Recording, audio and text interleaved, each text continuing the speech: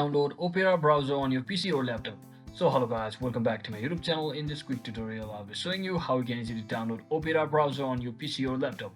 So let's get started. First thing, just head over to any of your favorite browser and just search in for Opera browser download just like this. So once you search in for that, just click on this first link or this Opera for Windows. So if you are using Windows, you can proceed with this step. So just click on this download now button over here and just you have to wait for a few seconds until it generates a download link and automatically so they start downloading. As you can see, my download has already started. So you just have to wait for a few seconds for your download to complete. So depending upon your internet connection, it will easily be downloaded.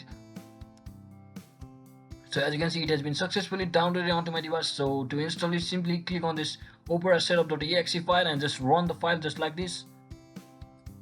So once you run the file, you can simply click on this accept and install button over here and you can just configure settings as well, but I'll just click on accept now to completely start downloading its additional features as well and simply install the application already on my PC or laptop. So that is it for today guys. I hope this video was helpful. If it was, don't forget to like and subscribe to the channel. See you on the next one.